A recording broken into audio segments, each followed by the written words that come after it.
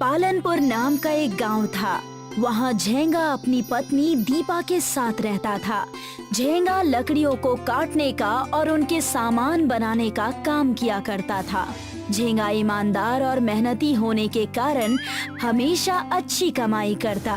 उसी गांव में उसका दुश्मन करोड़ी मल रहता था। इस झेंगा की दुकान को तो देखो, दिन ब दिन बड़ी होती जा रही है। तुम दिन भर दूसरों की चापलूसी करते हो। अगर तुम भी काम धंधा करोगे तो तुम्हें भी मुनाफा होगा ना। हमेशा यहाँ वहाँ गुलछर्रे उड़ाते रहते हो। करोड़ी मल को उस आदमी की बात बहुत बुरी लगी और वो वहाँ से गुस्से से चला गया और सीधा झेंगा की लकड़ी की दुकान पर आ पहुँचा। तुम्हारी वजह से पूरा गांव मुझ पर थू थू कर रहा है। तुम मुझसे चाहते क्या हो? क्यों परेशान कर रहे हो मुझे? मैं तुम्हें परेशान कर रहा हूँ या तुम मुझे? हमेशा तुम ही मेरे बारे में गांव भर में बुराई करते रहते हो। मैं फिर भी तुम्हें कुछ नहीं कहता। तुम मुझे काम पर क्यों नहीं रख लेते? तुम्हारे पास तो कितना काम है। अगर तुमने मुझसे पहले ही पूछा होता तो मैं तुम्हें काम पर रख लेता। मैं और मेरी पत्नी दीपा हमारी दुकान भली भांति चलाते हैं। अगर ऐसा है तो तुम भी मुझे भली भांति जानते हो। तुम्हारी ये दुकान मैं तुमसे लेकर रहूंगा, तब तुम देखना। करोड़ी मल झेंगा को वहाँ से धमकी देकर चला गया। कुछ दिन बीत चुके थे। एक शहरी वैज्ञानिक जो विज्ञान में खोज और आविष्कार करते थे, झेंगा की दुकान पर आए और कहने लगे, क्या तुम्हारा नाम झेंगा है? जी हाँ, मेरा ही नाम है। लेकिन बात क्या है जनाब? मैंने तुम्हारी कारीगरी के बारे में बहुत चर्चे सुने हैं। मैंने सुना है कि तुम लकड़ी से कुछ भी आविष्कार कर सकते हो। बड़ा मुंह छोटी बात, मैं अपनी तारीफ कैसे करूं? मैं शहर में विज्ञान का बहुत बड़ा साइंटिस्ट हूं। मैं चाहता हूं कि तुम मेरी अगली खोज में मेरा साथ दो। एक वैज्ञानिक का मुझसे क्या काम? भला मैं आपकी कैसे सहायता कर सकता हूं? और जैसे ही झेंगा ने ये बात कही, शहरी वैज्ञानिक झेंगा को लेकर बड़े से ट्रक के पास चले गए, जो कि चंदन की लकड़ियों से भरी हुई थी। ये चंदन की लकड़ियां देख रहे हो? हमें इस चंदन की लकड़ियों से एक लकड़ी की लिफ्ट बनानी है। बस इतनी सी बात। लेकिन लकड़ियों में आग लग गई या कुछ हो गया तो तुम इसकी चिंता मत करो। इन चंदन की लकड़ियों पर केमिकल से पुताई हुई है। इनमें कोई आग या करंट नहीं दौड़ेगा। मालिक, अगर अच्छे पैसे मिले तो मैं ये बिल्कुल करने को तैयार हूँ। बिल्कुल अच्छे पैसे मिलेंगे। सारे गांव में लकड़ी की लिफ्ट की चर्चा शुरू हो गई थी। गांव के लोगों में उत्साह की लहर दौड़ पड़ी थी। लेकिन ये बात जब करोड़ी मल को पता चली, वो चुपके से उस शहरी वैज्ञानिक से काम मांगने के लिए चला गया। मालिक, क्या मुझे आपके यहाँ काम मिल सकता है? मैं चाय बनाने के लिए भी तैयार हूँ। घर का हर एक छोटा मोटा काम करने के लिए तैयार हूँ। मेरे पास चाय बनाने के लिए भी 4 गांव वाले हैं। तुम कहीं जाकर कोई और दूसरा काम ढूंढ लो। मालिक, कोई तो काम होगा जो मेरे लायक होगा। मैं सब कर लेता हूँ। झेंगा के साथ बचपन में लकड़ी का काम मैंने भी सीखा था। मैंने कहा ना, मेरा वक्त बर्बाद मत करो और जाओ यहाँ से। मुझे तुम्हारे बारे में कई गांव वालों ने बताया है कि तुमसे दूर रहने में ही भलाई है। इसलिए चले जाओ यहाँ से और मेरे कार्यालय या मेरी लकड़ी की लिफ्ट के आसपास भी नजर मत आना। करोड़ी मल को वहाँ काम नहीं मिला। झेंगा लकड़ी की लिफ्ट बनाने में सक्षम था। अब बस कुछ ही दिन रह गए थे लिफ्ट बनने में। मालिक, बस 2 दिन और, उसके बाद हमारी लकड़ी की लिफ्ट बनकर तैयार। मुझे इस बात का बेसब्री से इंतजार है। अगर लिफ्ट बन गई तो हमारा नाम इतिहास के पन्नों में सुनहरे अक्षरों से लिखा जाएगा। एक तरफ झेंगा और शहरी वैज्ञानिक खुश थे, दूसरी तरफ करोड़ी मल काम ढूंढने की कोशिश कर रहा था। लेकिन उसे उसके व्यवहार की वजह से कोई काम पर नहीं रख रहा था, जिससे निराश होकर वो एक तालाब के तट पर जाकर बैठ गया और रोने लगा। सबने मुझे निकम्मा समझ लिया है। ना कोई काम दे रहा है, ना कोई मदद कर रहा है। भाऊजी भी मुझे दिन भर ताना सुनाते रहते हैं। पूरे गांव वाले मेरा बेरोजगार होने का मजाक बनाते हैं। जी तो ऐसा चाह रहा है कि इस तालाब में समा जाऊं। करोड़ी मल को वहाँ रोता देख उस तालाब से एक बतख उसके पास आया और कहने लगा, क्या हो गया भाई, क्यों रो रहे हो? बत्तख, ये कैसे हो सकता है? तुम बोल कैसे सकते हो? उस बतख को बोलता देख करोड़ीमल हैरान हो गया और तभी बतख ने उससे कहा, तुम घबराओ नहीं, मैं एक मायावी बतख हूँ। अगर अपनी जान ऐसे ही दे दोगे तो तुम्हारे जन्म का सार कैसे पूरा होगा। तुम और मैं करें भी क्या? उस झींगा ने भी मुझे नौकरी नहीं दी और ना ही उस शहरी वैज्ञानिक ने। इसलिए मैं तुम्हें एक जादुई चंदन की लकड़ी दे रहा हूँ। जादुई चंदन की लकड़ी?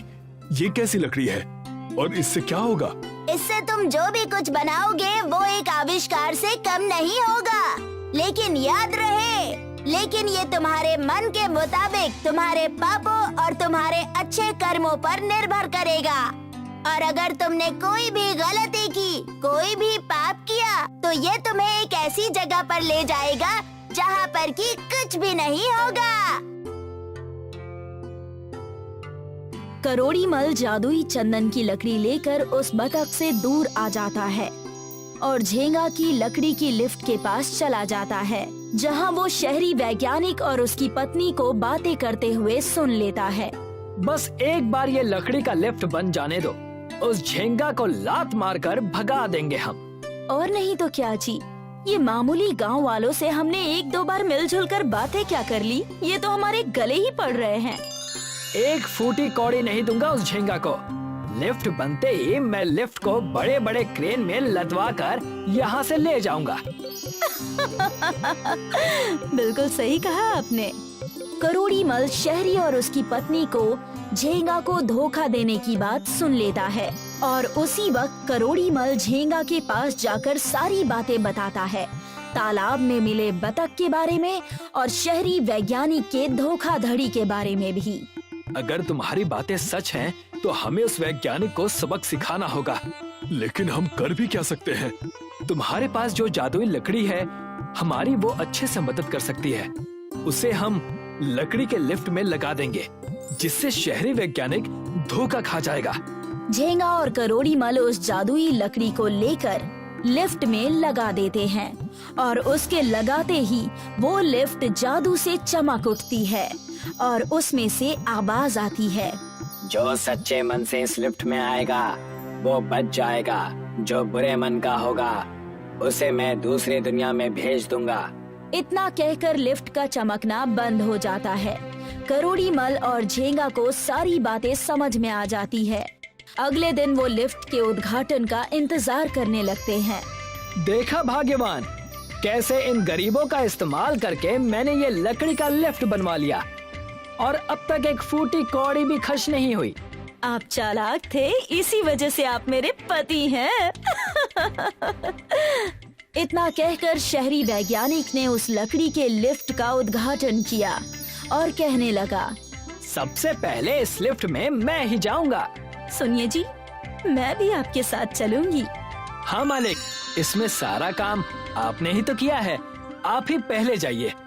और जैसे ही लकड़ी के लिफ्ट में उन्होंने कदम रखा, लिफ्ट चमक उठी और उसमें से आवाज आई, धोखेबाज, धोखेबाज, इन्हें अब मजा आएगा। इतना कहकर लिफ्ट उन्हें एक ऐसे आइलैंड पर ले गई जहाँ पर आसपास सिर्फ पानी ही पानी थे और बस थोड़ी सी जमीन थी और उसके चारों तरफ बतख ही बतख घूम रहे थे। ये क्या हो गया? ये हम कहाँ आ गए? चारों तरफ पानी है, इतनी सी जमीन में हम कैसे रहेंगे? हे भगवान, मुझे तो बहुत डर लग रहा है। ये सब कैसे हो गया? क्या हो गया? ये कहाँ आ गए हम? कहीं जाने का रास्ता भी नहीं है। अब हम क्या करेंगे? और दूसरी तरफ झेंगा और करोड़ीमल बहुत खुश थे। जादुई लकड़ी की लिफ्ट ने अपना कमाल दिखा दिया था और तब करोड़ीमल ने कहा, मैंने भी पूरे गांव में कई सारे पाप किए हैं। एक बार मैं भी इस लिफ्ट में जाकर अपने पापों का प्रायश्चित करना चाहता हूँ। तुम्हारे साथ मैं भी आऊंगा करोड़ीमल। आखिर तुमने भलाई करना सीख ही लिया। हमेशा मेहनत की राह पर चलो बस। और जैसे ही झेंगा और करोड़ीमल जादुई लकड़ी के लिफ्ट में गए, वहां जाकर लिफ्ट चमक उठी और उन्हें एक शानदार जगह पर लेकर गई। चारों तरफ पकवान और खूब सारी सुविधा। पकवान और सुविधा देखकर दोनों बहुत खुश हुए। करोड़ीमल और झेंगा बहुत ही मजे से सारे पकवान खाने लगे। देखा दोस्त, अब तुम भी सुधर गए हो, वरना जादुई लकड़ी के लिफ्ट तुम्हें भी सजा देती। अब से मैं हमेशा भलाई का काम करूंगा और सब कुछ मेहनत करके कमाऊंगा। सुरेश एक सुतार था जो जंगलों से लकड़ियां लाकर उनसे खूबसूरत फर्नीचर बनाया करता था। सुरेश की कला अप्रतिम थी, पर उसे कभी भी अपने काम का सही मोल नहीं मिला। सुरेश भाई, मैं इस टेबल के बस 1000 रुपए ही दे पाऊंगा। ठीक है भैया, चलेगा। सुरेश महीने भर में बस 2 या 3 हजार रुपए ही कमा पाता था और वो सारे पैसे अपनी पत्नी शोभा के हाथ में रख दिया करता था। ये ले, इससे घर का राशन ले आ। ठीक है, पर अब आपको थोड़ा ज्यादा काम करना होगा। क्यों? क्योंकि हमारे घर में जल्द ही एक नया मेहमान आने वाला है। सच्ची? हाँ। शोभा, मैं तुम्हें क्या बताऊं कि मैं कितना खुश हूं। धन्यवाद शोभा। अब ज्यादा क्या, मैं दिन रात काम करूंगा, अपने बच्चे को सारी सुख सुविधाएं दूंगा। तू चिंता मत कर शोभा, और आज से घर के भी सारे काम मैं ही करूंगा। अरे नहीं नहीं, घर के काम मैं ही कर लूंगी। वैसे भी काम करना बच्चे के लिए अच्छा है। तुम तो बस खाना बनाना, बाकी तो मैं ही करूंगा, और मैं तुम्हारी एक नहीं सुनूंगा। सुरेश की खुशियों का ठिकाना नहीं था। उसी दिन से उसने घर के सारे काम करना शुरू कर दिया। अगर शोभा किसी काम को हाथ लगाती तो सुरेश उसे डांटा करता था। शोभा, तुम्हें मना किया है ना ये सब करने से। मैंने कहा ना मैं कर लूंगा। पर आप काम करें और मैं बैठी रहूं, ये बात मुझे अच्छी नहीं लग रही। तुम्हें अच्छी लगे या ना लगे, पर ये तुम्हारे लिए अच्छी है और हमारे होने वाले बच्चे के लिए भी। अब जाओ, बैठो वहां। डांट सुनकर शोभा एक कोने में बैठ गई और सुरेश ने सारे काम निपटा दिए। सारे काम खत्म करके सुरेश शोभा के साथ बैठ गया और ढेर सारी बातें करने लगा। दोनों अपने होने वाले बच्चे का सोचकर ही बहुत खुश थे। सुरेश अपने सुतार का काम भी करता था और घर का सारा काम भी, पर वो बहुत खुश था।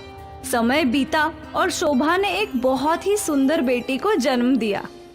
सुरेश ने अपनी बच्ची को गोद में लिया और उसके आंसू बहने लगे। अरे आप रो क्यों रहे हैं? रो नहीं रहा, ये तो खुशी के आंसू हैं। सुरेश ने अपनी बच्ची का माथा चूमा। ये सुरेश की जिंदगी का सबसे खूबसूरत लम्हा था। कुछ दिनों बाद सुरेश और शोभा अपनी बेटी को घर ले आए। अब सुरेश सारा समय बच्ची के आसपास ही रहता था। ये गर्मियों का मौसम था और सुरेश की नन्ही परी गर्मी से परेशान थी।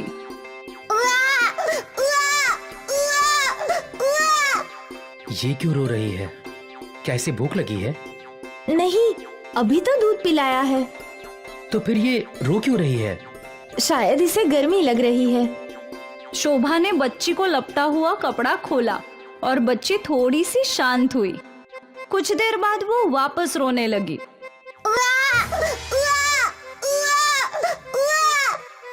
अस्पताल में पंखा था, वहाँ ये चुपचाप सोया करती थी। यहाँ हमारे घर में फैन क्या, बिजली का भी अता पता नहीं है। मैं भी आता हूँ। सुरेश अपनी पड़ोसी के घर गया और उसने बिजली की बात की। उसका पड़ोसी बिजली देने के लिए तैयार हो गया। सुरेश को हर महीने पड़ोसी को 300 रुपए देने थे। बिजली की एक तार सुरेश पड़ोसी के घर से अपने घर तक खींच लाया और उस पे बल्ब लगा दिया। बिजली तो आ गई, अब फैन खरीदना होगा। फैन कम से कम 1000 रुपए का तो होगा ना? सुरेश ने अपनी जेब टटोली तो उसके पास केवल 100 रुपए थे। कोई बात नहीं, अब जब कोई पैसे आएंगे तो आप फैन खरीद लेना। सुरेश ने बच्ची की ओर देखा। बच्ची गर्मी से परेशान थी। मैं देखता हूँ कहीं पुराना फैन मिलता है क्या। ठीक है। सुरेश कबाड़ी की दुकान में पहुंचा। अरे भैया, आपके पास कोई पुराना पंखा है क्या? हाँ एक, लेकिन उसकी बॉडी खराब है पर मोटर चल रहा है। तुम्हें चाहिए तो ले लो, बॉडी बदल लेना। कबाड़ी ने सुरेश को एक पुराना सीलिंग फैन दिखाया जिसकी बॉडी टूटी हुई थी। क्या दाम है इसका? वैसे तो 100 रुपए है, पर इसकी बॉडी इतनी टूटी हुई है इसलिए तुम 50 रुपए दे दो। ठीक है। सुरेश ने उस आदमी को 50 रुपए दे दिए और वो फैन खरीद लिया। फैन खरीदकर सुरेश हार्डवेयर की दुकान पर गया। अरे भैया, इस पंखे की बॉडी और ब्लेड कितने के पड़ेंगे? अरे ये तो बहुत पुराना मॉडल है, इसकी बॉडी तो बहुत महंगी है। बॉडी और ब्लेड मिलाकर 1000 रुपए लगेगा। क्या? 1000 रुपए सुनकर सुरेश चौंक गया। इतने सारे पैसे वो कहाँ से लाता? इसलिए वो चुपचाप अपने घर की ओर चल पड़ा। आप पंखा ले आए? ले तो आया, पर इस पंखे की बॉडी टूटी हुई है और इसमें नए ब्लेड लगेंगे और उसका दाम 1000 रुपए है। बाप रे, इतने सारे पैसे कहाँ से आएंगे? कुछ ना कुछ तो करना ही पड़ेगा। सुरेश ने उस पंखे को जमीन पर रख दिया और सोचने लगा कि वो उस पंखे के साथ क्या कर सकता है। अगर मैं इस पंखे की बॉडी और ब्लेड लकड़ी से बनाऊं तो? क्या ऐसा बन सकता है? मैं कोशिश तो कर ही सकता हूं ना। और वैसे भी गुड़िया गर्मी से बहुत परेशान है। सुरेश पंखा लेकर बाहर आया और अपने सामने पड़े लकड़े के तने से पंखे की बॉडी बनाने लगा। वो बहुत बारीकी से काम करता रहा और कई घंटों बाद आखिर उसने लकड़ी से बॉडी और ब्लेड बना दिए। उसने पंखे को जॉइन किया। ये हुई ना बात। सुरेश अपने लकड़ी के पंखे को घर के भीतर ले गया और उसे छत से टांग दिया और बिजली का कनेक्शन कर दिया और फिर बटन दबाते ही पंखा घूमने लगा। अरे वाह! और रोती हुई बच्ची तुरंत शांत हो गई। मेरी मेहनत रंग लाई। हाँ देखिए, ये चुप बैठ गई। भगवान करे मैं इसकी सारी जरूरतें पूरी कर सकूं और एक अच्छा बाप बन सकूं। आप अच्छे पिता हैं। बच्ची खुश थी और इसलिए शोभा और सुरेश भी खुश थे। अगले दिन उनके घर पे ग्राम पंचायत के ऑफिसर आए। क्या आपके घर में किसी बच्चे का जन्म हुआ है? हाँ हाँ, अंदर आइए ना। वो ऑफिसर घर के भीतर आया। मुझे बेटी हुई है। कल जन्म हुआ है ना? हाँ। तभी ऑफिसर का ध्यान ऊपर घूम रहे लकड़ी के पंखे पर गया। ये कैसे हो सकता है? क्या ये सच में लकड़ी का है? हाँ, मैंने खुद बनाया है। अद्भुत, बहुत खूब। मैंने पहले ऐसी लकड़ी की कला नहीं देखी। ये कला नहीं, मजबूरी है साहब। सुरेश ने ऑफिसर को बताया कि क्यों उसने लकड़ी का पंखा बनाया। उस ऑफिसर ने लकड़ी के पंखे की और सुरेश के परिवार की एक तस्वीर ले ली और उसी वक्त उनकी पूरी कहानी सोशल मीडिया पर पोस्ट कर दी। इससे क्या होगा साहब? क्या होगा तुम्हें जल्द ही पता चल जाएगा।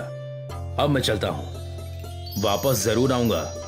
लकड़ी के पंखे का फोटो और सुरेश की कहानी वायरल हो गई। लोग सुरेश की मदद करने आगे आ गए और सभी ने उस ऑफिसर के अकाउंट में पैसे भेजे। कुछ दिनों बाद वो ऑफिसर पैसों का बैग लेकर सुरेश के घर आया। तुम्हारी कहानी दुनिया भर को छू गई है और देखो, सब ने तुम्हारी मदद करने के लिए कितने पैसे भेजे हैं। तुम अपनी बेटी को हर खुशी दे सकते हो। सुरेश और शोभा की आंखों से आंसू बहने लगे। उन लोगों ने उम्मीद भी नहीं की थी कि ये सब होगा। सुरेश के परिवार की जिंदगी संवर गई। अब सुरेश ने अपनी बेटी के लिए हर सुख सुविधा खरीद ली थी।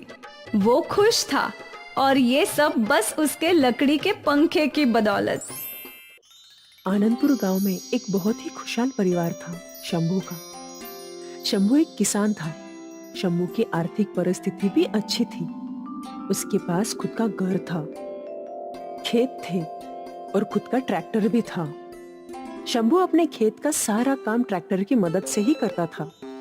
उसके 2 बच्चे थे, माया और विनोद, जो स्कूल से सीधा दौड़ते हुए खेत आते थे।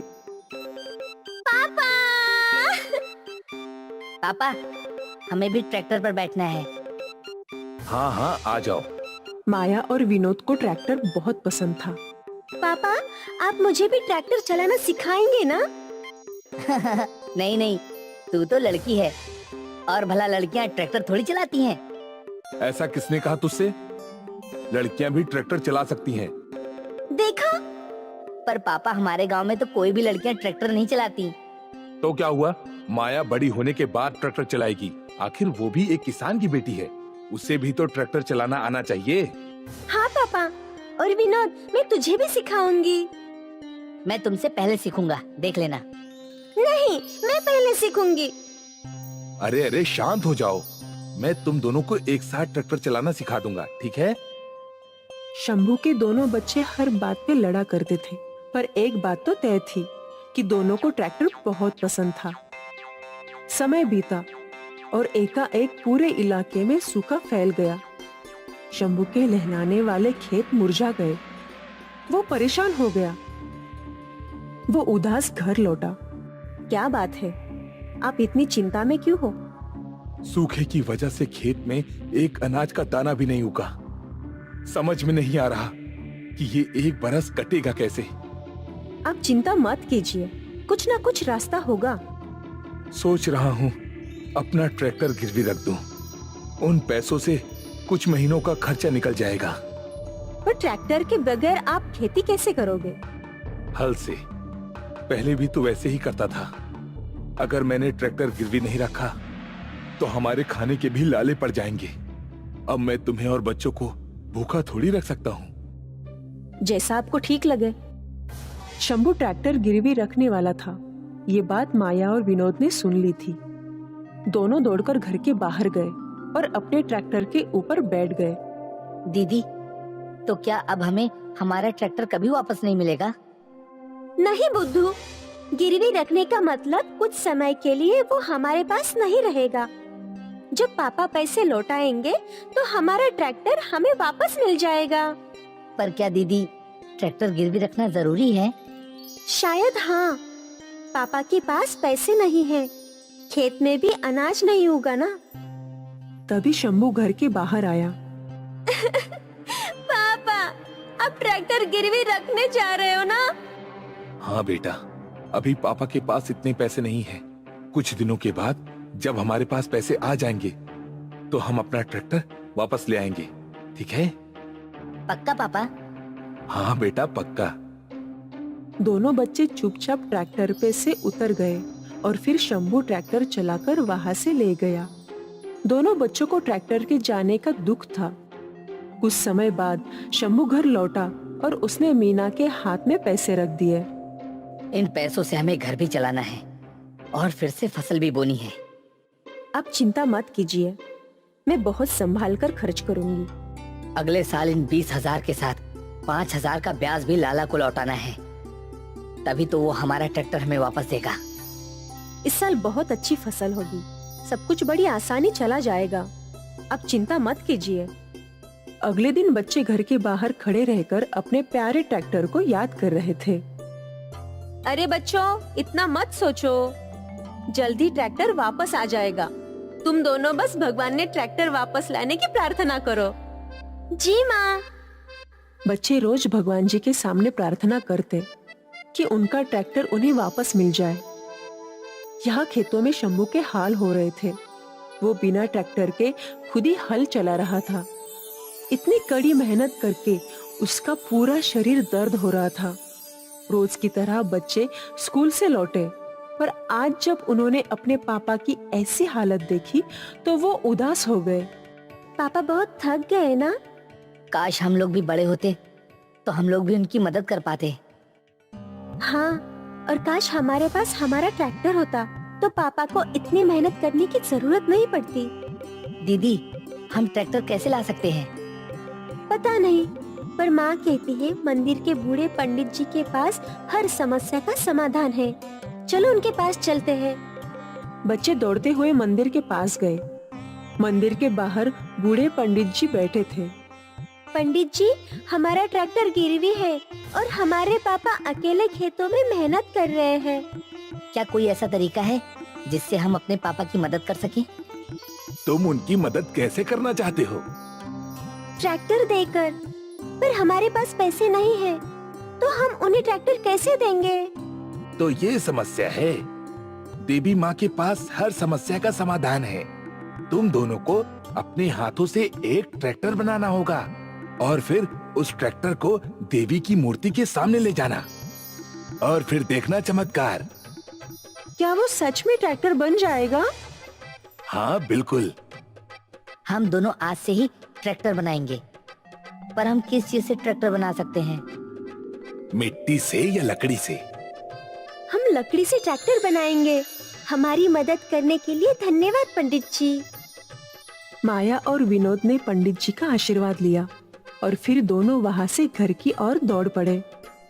घर जाते ही उन दोनों ने लकड़ी से ट्रैक्टर बनाना शुरू किया। तुम लोग क्या कर रहे हो? हम पापा के लिए ट्रैक्टर बना रहे हैं। लकड़ी से? हाँ, हमें बूढ़े पंडित जी ने कहा है। ठीक है। काफी देर की कड़ी मेहनत के बाद बच्चों ने ट्रैक्टर बना दिया। विनोद चल, अब मंदिर चलते हैं। हाँ। बच्चे वापस मंदिर की ओर दौड़ पड़े। वो बूढ़े पंडित जी को ढूंढ रहे थे, पर पंडित जी वहाँ नहीं थे। पंडित जी ने कहा था कि भगवान जी की मूर्ति के सामने ट्रैक्टर रखना है। चलो अंदर चलते हैं। बच्चे उस लकड़ी के ट्रैक्टर को अंदर ले गए और मूर्ति के सामने रखा।